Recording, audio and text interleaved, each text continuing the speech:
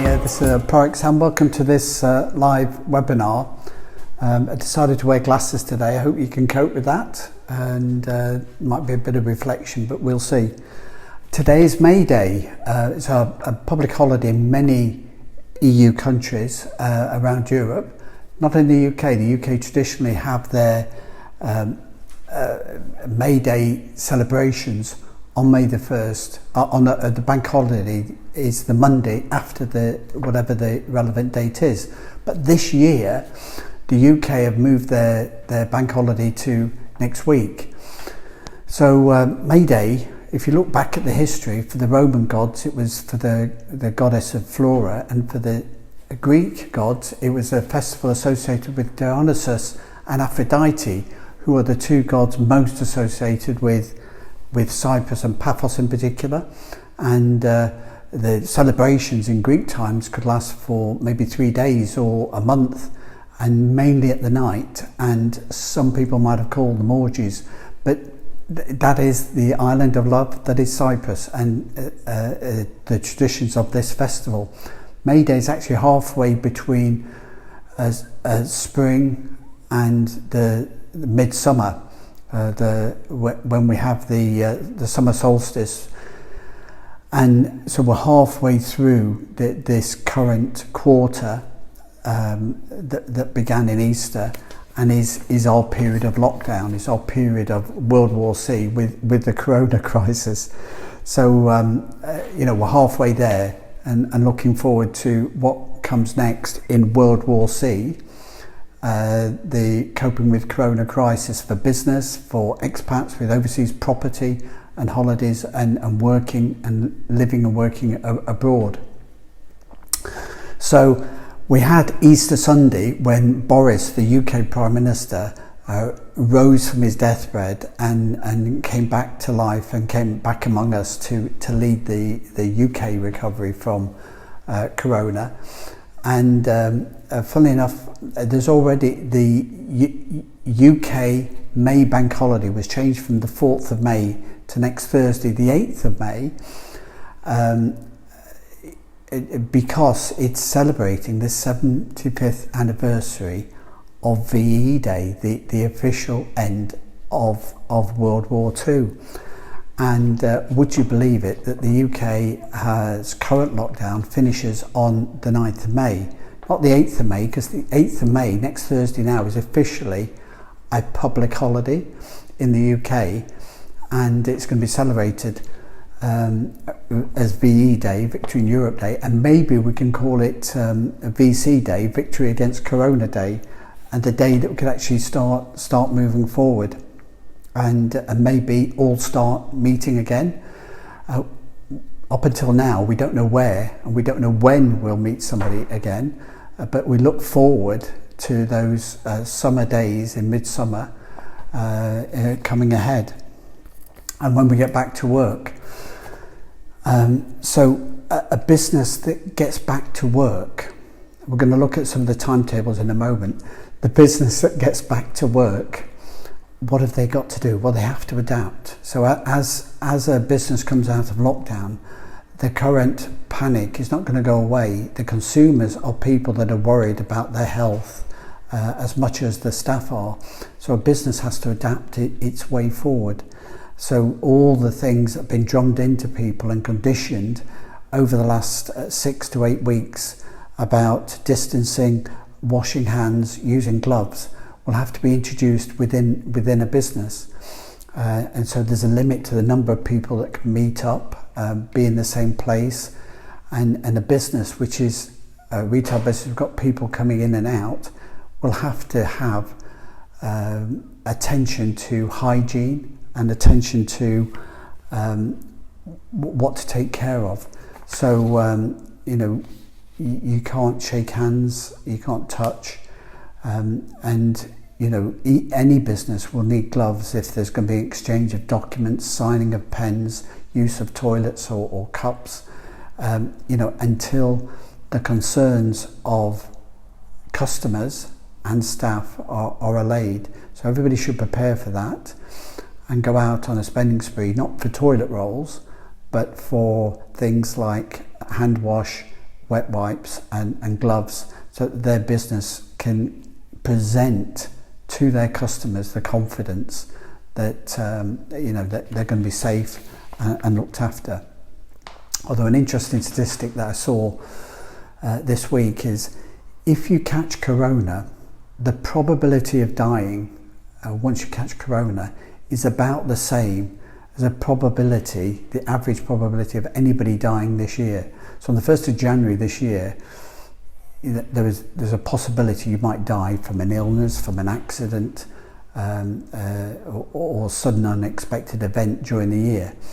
So if you catch corona, that's about the same probability that you've got. So if you don't want to increase your probability of dying, don't catch corona. So hopefully things are getting better for everybody.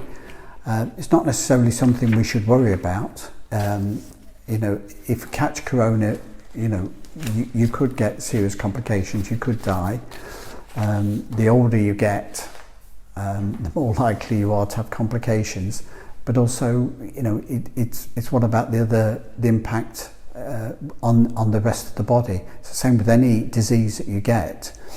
If you have radiotherapy or chemotherapy, it's the impact that has on the body and the vital organs and the immune system that determines the long-term impact. And corona is very good at knocking out the vital systems, which leads to death. In the value of life, this is the difficult decisions the politicians have to make when they're lifting up the lockdowns. We're all beginning to see in the news a rise of domestic incidents of violence, sudden deaths, unexplained deaths of younger and older people, and we've also got concern from people that have got ongoing medical treatment and are not getting those treatments. All those people are having their life threatened by a condition. So they start off with the same probability of death as everybody else this year. They're all part of the same mass of people, the same society, the same country. And we have to trust the politicians, and we want them to get the right type of advice from the right type of people with the right type of biases to make the right decisions that are fair for everybody. The deaths any death is a loss, but we have to put it in proportion, and we have to get on with it. We have to get on with it. And from my Irish background, I was as the eldest male in the family, I was the one that was sent to all the funerals. So I had a great life. Every few weeks, travelling back from England to Ireland to somebody's funeral, and the funeral celebration was pretty much like a Cyprus wedding. A lot of people in a room having a meal and drinking and celebrating the life of the person that died. There we are. That's what happens when your parents die young. So the UK lockdown is due to take effect from the 9th of May next week, and it will be a phased release, and there's lots of rumour and holding back on information, pretty much to coincide, I suggest, with Victory in Europe Day, Victory Against Corona Day next Thursday, and then the UK will be released from lockdown on the 9th, but it'll be pretty similar to everywhere else. So in Cyprus, who are a bit ahead of the UK, they have announced a lifting of their lockdown from next Monday, the 4th of May. So the lockdown ran until the 3rd of May. It was much more severe than the UK, and it has been released. And straight away, on the 3rd of May next week, all retail businesses are open again, or not all, but essentially all the businesses that were closed down, all those restrictions are gone. Big public spaces like malls and department stores are still closed, but everybody can essentially get back to work. The public sector offices are getting back to work, so big public sector offices are open with lots of people in, but not the malls, not the places for people to meet. The tourist shops are open, but there is still no flights in and out of the UK. The ports are open, but you can't dock your cruise ship in Cyprus just yet. So there's quite a lot going on. But interestingly, they're not opening the schools next week. Now, the schools, the death rate among children is very, very, very low if they catch corona. And yet they're not opening the schools here. So it'd be interesting to see how the UK approach that, whether they'll replicate the term and go into the summer to allow the term to be finished, or whether they'll just cancel the term and move on. But online study for those students continues, and employees that can't get back to work because they have a childcare issue can still get government support even though they're staying at home, but they are now, unlike the UK, expected to carry out reasonable duties of their employer. So if you can't get back to work because the schools aren't open and you're being paid unemployment benefit to stay at home, any reasonable work that the employer asks of that employee that's staying home and being paid government furlough money, 60% in Cyprus, as opposed to 80% in the UK. They can now carry that work out. In the UK, there's this debate where furloughed people technically can't work for the company that they're working for, even though there might be lots of jobs in preparation and adaptation for the future. So in my office business, we very much moved towards the online type of working, but we haven't had the time and the resources for the office-based people to adapt to the online way of working with the rest of the team. And this is something that we're going to have to adapt to as we go forward. In a furloughed business with people at home, they can't work, so the business can't make those preparations. But in the UK, in Cyprus, there has been a curfew, and that curfew has been 9 till 6 each day, and only allowed out once a day with permission. So there's lots of issues for those that are concerned about their freedom of rights, because this SMS message goes to one number and gets transferred to another system, which means they're storing the data of your ID number and what you're doing and your location data of where you are before confirming back that you can go out for a reasonable amount of time. Those days out are now going to extend to, those times out are now extended to 3 times a day. But the curfew still applies 10 till 6. So now you can go or walk in the park, you can go walk beside along the coast, you can swim in the sea, you still can't go on the beach, but you can actually start doing these things outside your environment and more than once or twice a day. So the long walk to the supermarket and then the coffee shop to get the takeaway coffee can now be split into 2 or 3 different trips. But that's till the 21st. From the 21st, there's a relaxation, assuming everything else goes well. There's the third step will then be a further release of what's going on. So then public places can open. So restaurants and bars and coffee shops will be open, but they won't be allowed to have more than 10 people indoors at one time. So that will be very, very interesting, won't it? Anyway, so the coffee shops in Paphos, Cyprus, that have got seating outside, the restaurants got seating outside, can do a roaring trade as long as they've only got 10 people at the desk at any one time. Nobody can fly into Cyprus, so there's no external tourists, it's only local trade, but all that pent-up trade will still be wanting to get out there and can go out. And with the limit of 10 per public service business, everybody should be busy in their own way.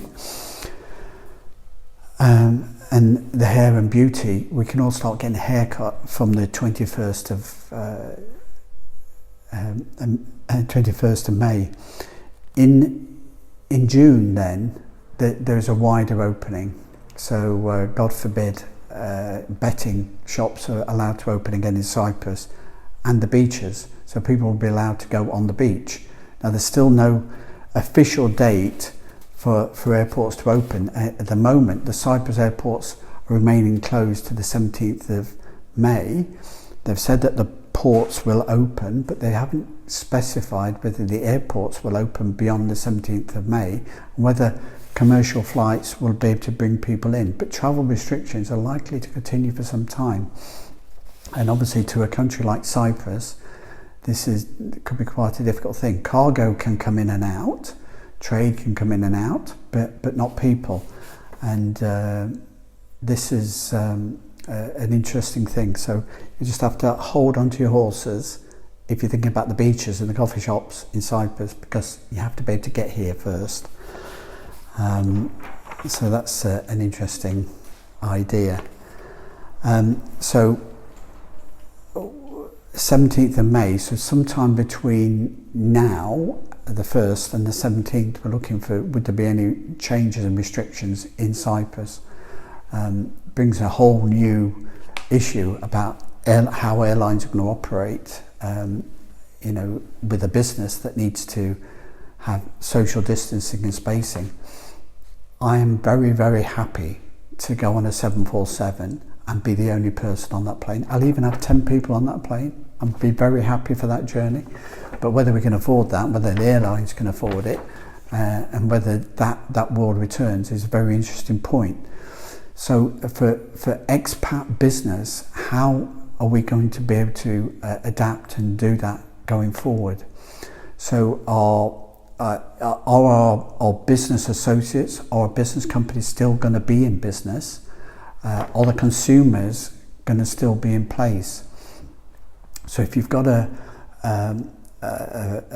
holiday home in Portugal, Spain, Greece or Cyprus, your bookings are already been decimated for this current quarter between Easter and the summer solstice, and with no further extension in the opening of ports until into June, it's going to be midsummer before we know if there's going to be any tourist season in Cyprus or in the UK, whether we'll be allowed to move from one town to another. There was a sort of dreadful incident in the UK, not been widely reported out with reason, but a mob attacking a man, and basically killing him last week, and no particular reason given. But the inconvenient point was that the family had just had a corona death, and what was that all about?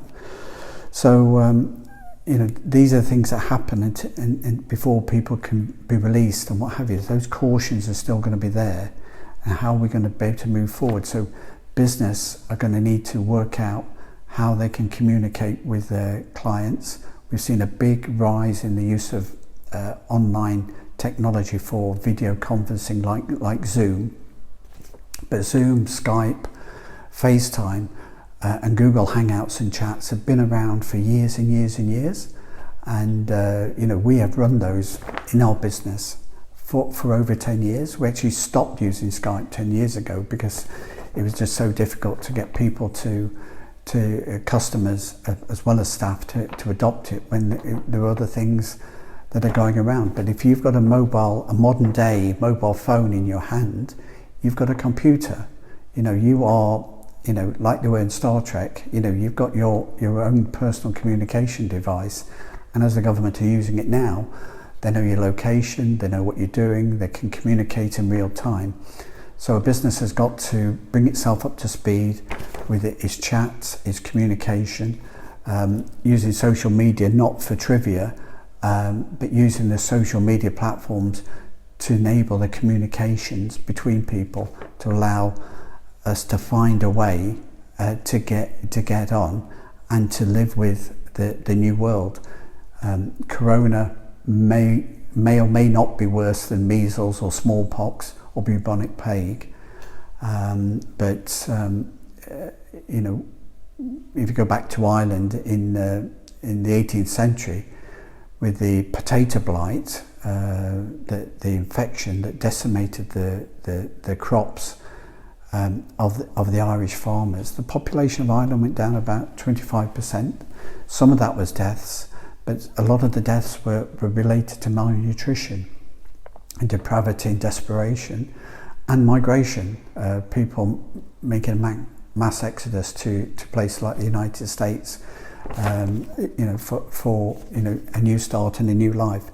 So at the end of World War C, coping with the crisis, the end of this war and victory against Corona Day next week, how is the UK going to adopt and move forward and allow expats living and working abroad with contracts abroad to adapt and survive and prosper this year? Every business, every economy needs consumers. The consumers are business and the employees. The employees are paid by the businesses from the people that buy stuff from them. So an economy needs consumers to pay businesses, to pay employees, to give the money to consumers to buy more stuff. So and without those consumers and without those profitable incomes for business, contractors, then the government doesn't get its tax revenues to pay for the health service and the other services. So the economy, money does make the world go round, and businesses every day have to struggle to find a way forward. So we have to find those ways forward. Everybody's found Zoom. Zoom's been around for years. Suddenly everybody's using it. It's not the be all and the end all, but there are other documents or other tools that we can use to move forward with our businesses, and we have to find and adapt those to take care of the staff, to take care of the customers, and learn to live with Corona after VE Day next week. So it's the middle of spring. We're halfway to summer. Corona crisis is being coped with. We now need to learn to live with it and find a way forward, and that's what we're looking forward to do going forward. We've got a Coping with Corona series. If you want to register for that at our website at ProACTPartnership.com, and we've got regular features for that on what the current situation is with grants, furloughing, and how companies need to adapt to that. For example, in Cyprus, any employer that's applied for furlough payments for their staff for April has to reapply again in June. So if you need any help with that, come back to us at ProACTPartnership.com and we'll give you some help with that. Any assistance or guidance on self-employed grants or business grants or contracting support or issues with your tax resident as a UK expat, contact us at ProACTPartnership.com. And we'll be delighted to help you because we're up and running and we're very lucky to be working, and we'll see you again next time. Thanks for listening.